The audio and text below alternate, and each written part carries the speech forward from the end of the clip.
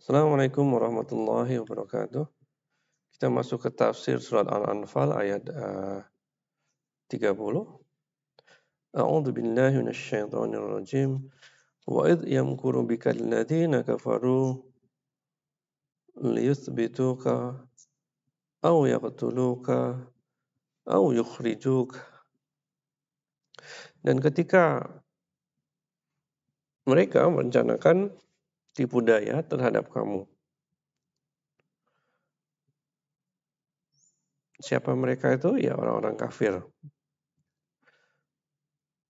Untuk mereka menahanmu. Maksudnya di sini adalah memenjarakanmu. Atau mereka mau membunuhmu. Atau mereka mengusirmu. Jadi ayat ini bercerita tentang kenapa kalian tidak mau memerangi orang-orang kafir. Jadi dulu Rasulullah SAW ditahan atau mereka ingin menangkapnya. Kemudian terjadi juga boykot sehingga orang-orang muslimin di Mekah mengalami kesulitan yang sungguh besar dalam kehidupan sehari-harinya. Kemudian ada suatu masa juga yang mereka mau mencoba membunuh Rasulullah SAW. Ketika satu malam sebelum perintah berhijrah, orang-orang Quraisy mengirim para pemuda-pemuda perwakilan dari setiap kabilah untuk datang ke rumah Rasulullah SAW, mengepungnya sebelum terjadi mukjizat. Rasulullah SAW berhasil lepas dari kepungan itu, dan ketika mereka masuk ke dalam rumah, yang mereka temui adalah Ali bin Abi Thalib. Atau mereka mau mengusirmu.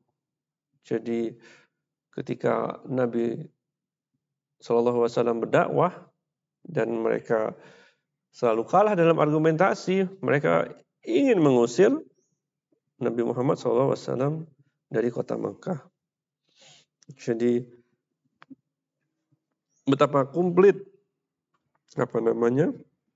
rencana-rencana buruk yang orang-orang kafir Quraisy miliki terhadap Rasulullah SAW di Mekah. Wa yamkuruna yamkurullah. Mereka membuat makar atau tipu daya atau strategi. Tapi Allah juga membuat strategi atau tipu daya atas mereka.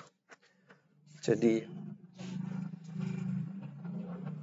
mereka membuat suatu planning yang mereka rasa bagus, tapi planning itu tidak ada apa-apanya dibanding rencana Allah yang pasti berlaku dan sudah Allah tulis jauh sebelum langit dan bumi diciptakan. Wallahu khairul makirin, dan Allah adalah sebaik-baiknya pengatur tipu daya. Teman-teman, di kisah Sirah Nabawiyah ini kita berhadapan di situasi bahwa apa yang manusia rencanakan,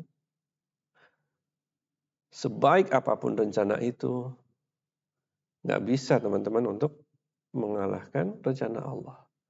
Rencana Allah pasti terjadi. Allah sudah tuliskan bahwa Rasulullah SAW mengalami kesulitan di Mekah, akan tetapi beliau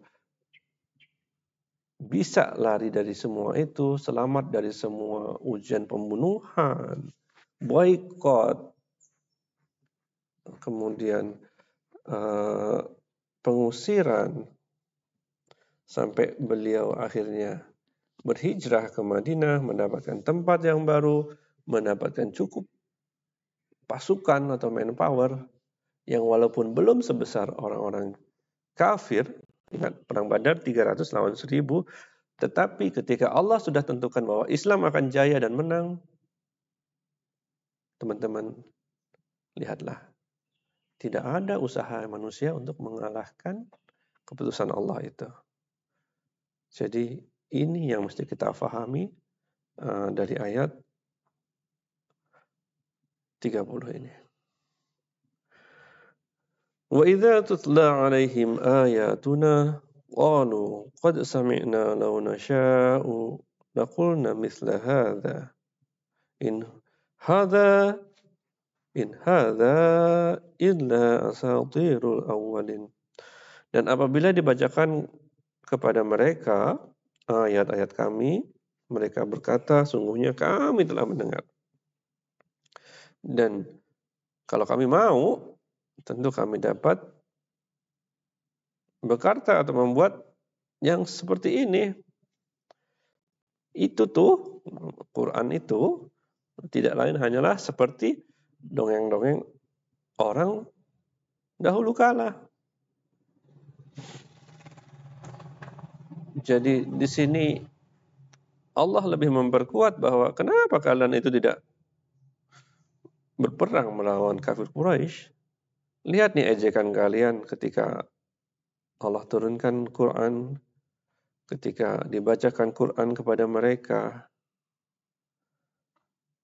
Mereka mengejek, apa sih itu? Saya juga bisa bikin kalau kita mau. Tetapi udah ditantang seperti itu, nggak bisa. Jadi cuman omong kosong belaka.